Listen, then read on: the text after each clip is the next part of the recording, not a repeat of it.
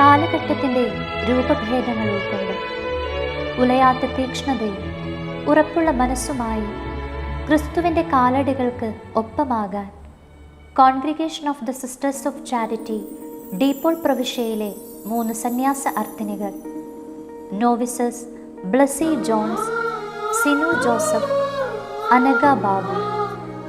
ക്രിസ്തു കരങ്ങളിലെടുത്തുയർത്തി വാഴ്ത്തി വിഭജിച്ചതെല്ലാം അനുഗ്രഹമായി വർദ്ധിച്ചിട്ടുണ്ട്.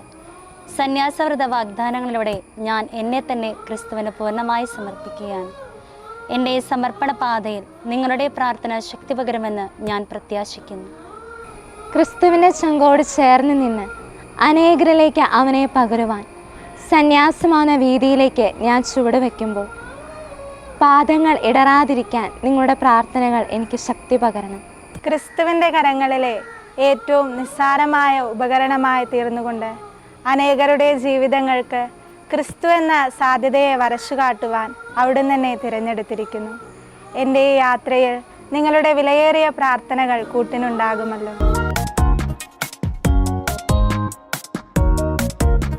എൻ്റെ 3 മക്കളിൽ എന്ത് പറഞ്ഞാലും അനുസരണയോടുകൂടി ചെയ്യുന്നൊരു മകൾ ഇവളായിരുന്നു.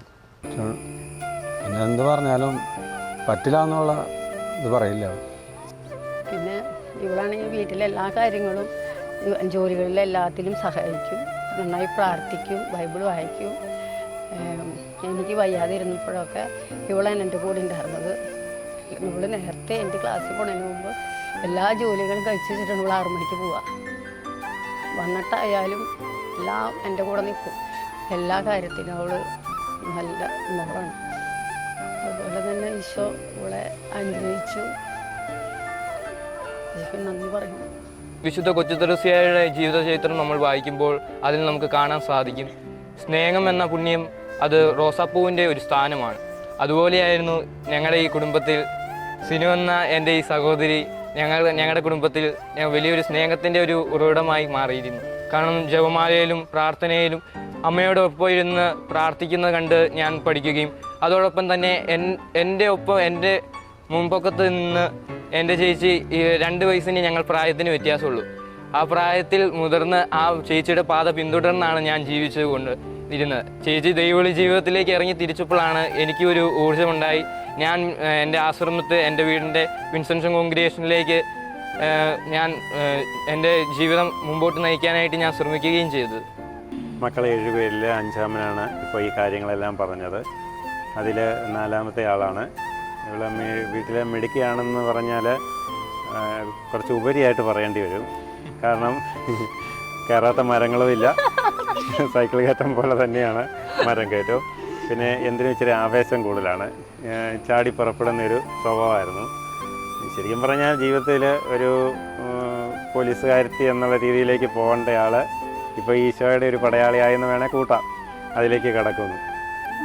സിനു IPS ആകാനായിരുന്നു ആഗ്രഹം. ഇപ്പം അത് കഴിഞ്ഞപ്പോൾ അവൾ പ്രാർത്ഥിച്ചു കഴിഞ്ഞപ്പോഴാണ് ഇങ്ങനെ ഒരു പിന്നെ മൂത്ത ചേച്ചി സിസ്റ്ററാകാൻ പോയപ്പോൾ അങ്ങനെ ഒരാഗ്രഹം. അവർ മത്സരമായിരുന്നു പഠിത്തത്തിലും. മുമ്പോട്ട് നിൽക്കണമെന്നുള്ള ഇതാണ് ഇവിടെ. കർത്താവാണ് എൻ്റെ ഇടയൻ, എനിക്കൊന്നിനും കുറവുണ്ടാകുകയില്ല എന്ന് പറഞ്ഞ പോലെ ദൈവം എനിക്ക് ദാനമായി തന്ന മകളെ ഞാൻ ദൈവത്തിലേക്ക് സമർപ്പിച്ചതുകൊണ്ട് ഇന്ന് ഞാൻ ഒത്തിരി സന്തോഷവതിയാണ്. ഓരോ ദിവസവും ഇവരുടെ പ്രാർത്ഥനയും സിസ്റ്റേഴ്സുമാരുടെ പ്രാർത്ഥനയും മൂലം ഞങ്ങൾ ഒത്തിരി സന്തോഷം അനുഭവിക്കുന്നുണ്ട്. ഇന്ന് ഓരോ ദിവസവും ഞങ്ങളുടെ ഈ പ്രാർത്ഥനയുടെ ശക്തി മൂലം എൻ്റെ കുടുംബവും എൻ്റെ ജീവിത പങ്കാളിയും എൻ്റെ മകളും ഞങ്ങൾ ആസ്വദിക്കുന്നുണ്ട്. പിന്നെ ഞങ്ങൾ ഒരിക്കലും പ്രതീക്ഷിക്കാത്തതാണ് ഇന്ന് ഞങ്ങൾക്ക് ദൈവം ദാനമായി തന്ന ഈ മകളെ. എല്ലാ ജീവിതത്തെക്കാളും ഞങ്ങൾക്ക് ഒരിക്കലും ഇത് ഞങ്ങൾക്ക് മറക്കാൻ പറ്റുന്ന കാര്യമല്ല. പിന്നെ എൻ്റെ ഏറ്റവും വലിയൊരു ആഗ്രഹമായിരുന്നു, എനിക്ക് സാധിക്കാത്തത് എൻ്റെ മോളെ ദൈവം എനിക്ക് തന്നു. അതുകൊണ്ട് എനിക്ക് ഒത്തിരി നന്ദി. അതുപോലെ എല്ലാ സിസ്റ്റേഴ്സുമാർക്കും എൻ്റെ മകളെ ഇതുപോലെ ഒരുക്കി തന്നതിന് എല്ലാവർക്കും ഒത്തിരി നന്ദി. ദൈവം ഞങ്ങൾക്ക് ദാനമായി തന്ന മകളെ ഓഗസ്റ്റ് 30-ാം തീയതി ദൈവത്തിലേക്ക് ഞങ്ങൾ ആരോടും തോന്നായൻ പ്രണയമേ, സാരമില്ലെന്നോതും സ്നേഹിതനെ, എന്തു വന്നാലും നീ കൂടെയില്ലേ, നിന്നരികിൽ ഇരുന്നാൽ നീ എൻ ലഹരിയാകും, നിന്നെ നിനച്ചിരുന്നാൽ നീ എൻ നിധിയാകും.